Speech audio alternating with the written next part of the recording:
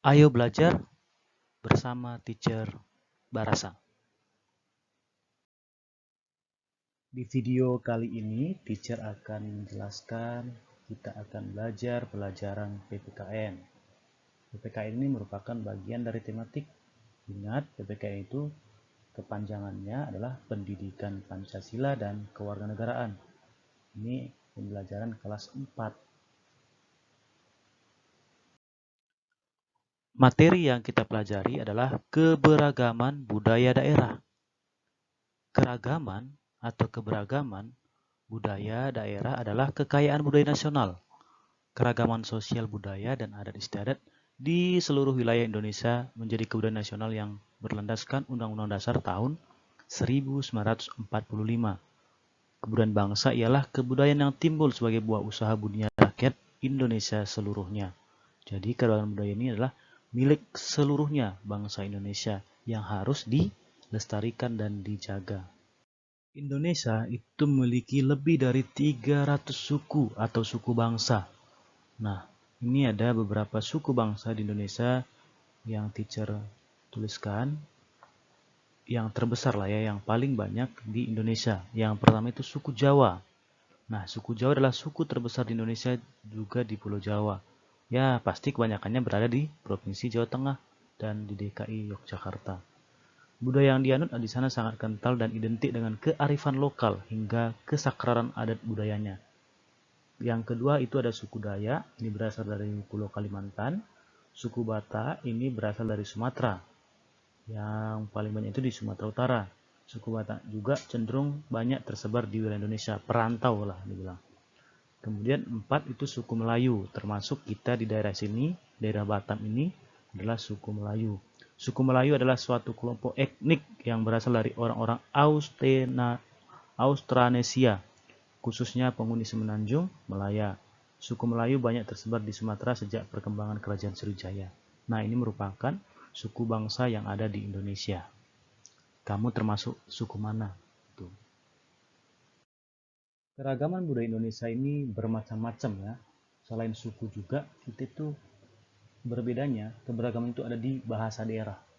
Setiap suku memiliki bahasa daerah masing-masing, adat istiadat, rumah adat, pakaian adat, upacara adat, tarian daerah, seni petunjuk, lagu daerah, alat musik tradisional. Setiap daerah itu berbeda, setiap suku itu berbeda.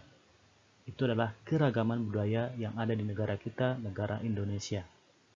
Setelah kita mengetahui keberagaman budaya yang ada di daerah kita, di negara kita di Indonesia, bagaimana cara kita menghargai kebudayaan yang begitu banyak di negara ini? Nah, ini ada beberapa cara menghargai budaya dari suku lain, yaitu sebagai berikut. Yang pertama, kita harus saling menghargai satu sama lain. Kita sebagai warga negara yang baik, yang mengacu pada nilai-nilai yang terkandung dalam Pancasila, yaitu Bhinneka Tunggal Ika, berbeda-beda tapi tetap satu juga. Maka kita harus saling apa? Saling menghargai serta menghormati suku dan kebudayaan apapun di sekitar kita. Yang kedua, kita tidak bisa membeda-bedakan suku, ras, serta agama. Kita bisa berteman atau bergaul dengan yang berasal dari suku dan budaya apapun, entah itu beda maupun sama dengan kita. Jadi jangan pernah menganggap diri kita yang paling unggul dan jangan pernah menganggap kita orang lain itu paling rendah. Yang ketiga, kita harus saling gotong royong, bekerja sama. Sikap menghormati keragaman suku bangsa juga dapat dilakukan cara apa? Ya gotong royong. Sebab gotong royong itu bisa menandakan bahwa kita saling memelihara kebersamaan dan saling menghormati. Dengan kita bergotong royong pula, kita bisa menjembatani kesenjangan budaya dan menolak perasaan yang tidak adil. Yang keempat, kita saling melindungi satu sama lain. Nah, kita saling membantu.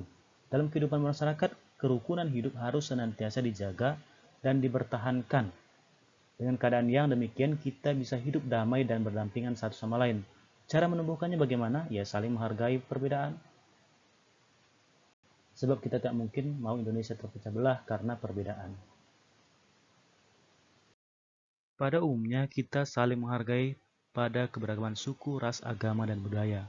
Tetapi sekarang juga perlu mulai kita pahami bahwa saling menghargai tidak terbatas pada konsep tersebut, melainkan pada perbedaan gender pula.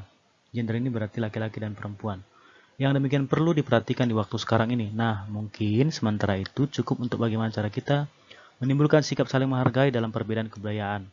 Cara menghargai keragam budaya di atas perlu senantiasa kita lakukan, baik di daerah, desa, kota setempat, wilayah provinsi, hingga dimanapun di seluruh Indonesia. Dengan cara itulah kita bisa menumbuhkan sikap saling menghormati, sehingga tercipta suasana tenang, damai, dan tentram. Keragaman agama, adat istiadat, warna kulit, bahasa, kebudayaan merupakan kekayaan yang wajib kita syukuri sebagai warga negara Indonesia yang baik. Nah, untuk anak-anak teacher semua, khususnya di kelas 4A, bisa menghargai perbedaan dengan baik. Demikianlah penjelasan dari materi tentang keberagaman budaya yang ada di Indonesia. Tetap semangat, jaga kesehatan, sampai ketemu di video pembelajaran selanjutnya.